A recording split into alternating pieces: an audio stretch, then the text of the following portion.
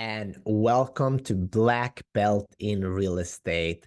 This is the show where you, as a buyer, seller, or investor, gets all the answers and insights to the Los Angeles real estate market. Today's topic is going to be very, very interesting, and we're going to talk about facts versus opinions in real estate. My name is Peter Jumrukovski, and I'm a local real estate agent and also a world karate medalist. So let's be honest, when it comes to real estate agents, there's a lot of us, and it's so easy to become a real estate agent, which means that the barrier of entry is so easy that it attracts a lot of people for the wrong reasons. So if you're thinking about making a move, make sure you do your due diligence, ask for references, and also look up the reviews. What are other people saying about that agent? Don't just go for an agent that has a lot of many years in the business, because that doesn't mean really something. It means that you've been in the business for a long time, but something that is important is how many houses have you sold in the last couple of years? How actively and how good have you treated those people? And how hungry are you to really do a good job today? And I think the best way is references and reviews, and also looking at the track record.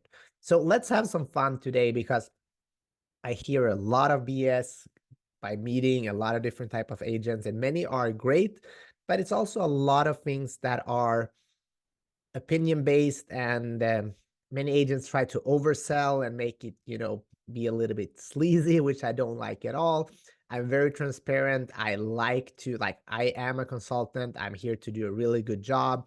I'm here to, be aggressive in negotiations when it matters. But at the end of the day, it's about doing the right thing. We're talking about you as a human being making a big financial decision.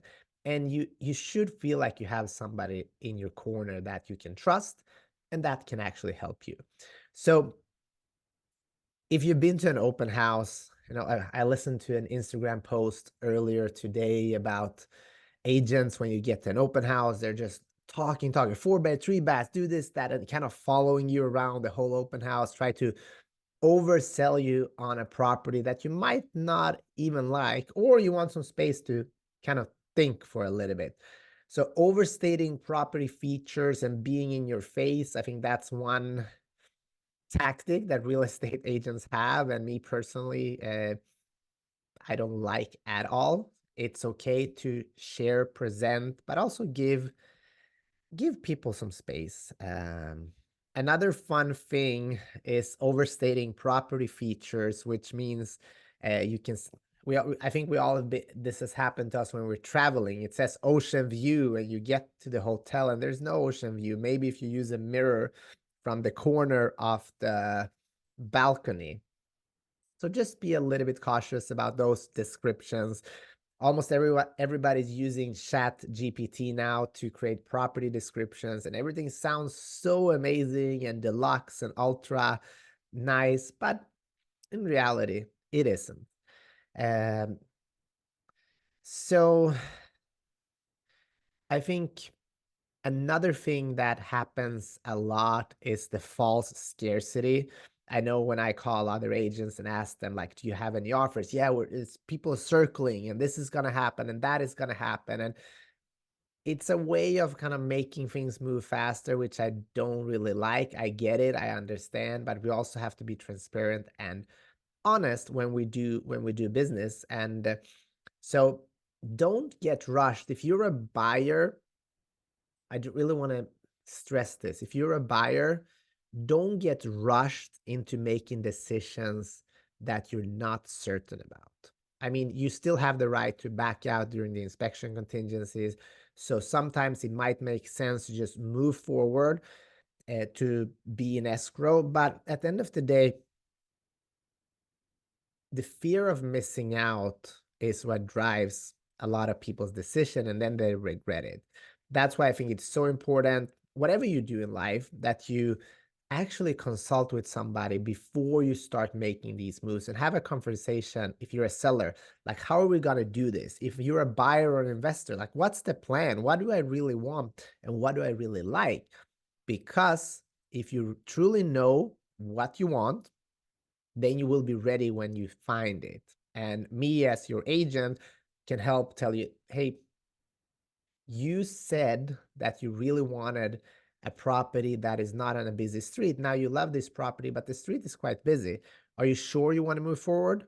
And having those conversations is great with somebody you trust. And again, the issue here with most buyers, sellers, investors is that they don't trust their agent. So they're scared of sharing information with them, uh, and they try to make these decisions hidden. And sometimes it's not the best strategy. If you don't trust your agent, don't use him or her. Find somebody that you can trust and interview other agents to find that perfect match for you. I think another thing is, facts versus opinion. If you see a house that you really like, or if you're a seller and you ask about what do you think this is worth, what is this property worth, just be quiet and wait for the answer. And if the agent answer, let's say 2 million, the next question is, what are you basing that on? And just be quiet and let the agent show you the data, the actual data, because if there's no data and no explanation, it is just an opinion. And opinions are great, but I like to base big, major life events and decisions on data, on facts.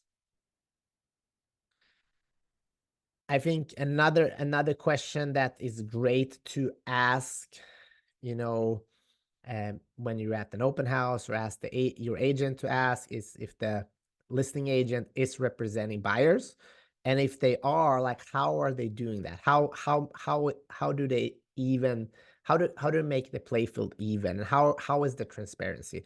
Dual agency can work, but it can only work with great agents, in my opinion, that have full transparency. So just have that conversation. It can work, and it works all the time, but typically when it's a good result, you see it's a very, very experienced agent, and they're very, very transparent. I think also when it comes to facts versus opinions, sometimes you can feel that there's a push for you to make a move. And this house looks great, or you meet an agent if you're a seller and they over compliment everything, but they might not think it's that great. So look for transparency, look for authenticity, look for honesty with the person you work with, and base things on facts, not opinions. It's the same with the interest rates nowadays. Everybody's got an opinion, but nobody knows. So how are you going to make decisions? On facts, right? And you can make a projection, but just be very, be strict and conservative with that projection, because what if you're wrong? People are wrong all the time. And if we look at, some of the best investors, like we talk about Charlie Munger, rest in peace, and Warren Buffett from Berkshire Hathaway, they base it on, facts, investing in good things for the long run. If you look at traders, there are very few traders that actually make money. There are very few gamblers that actually make money in the long run.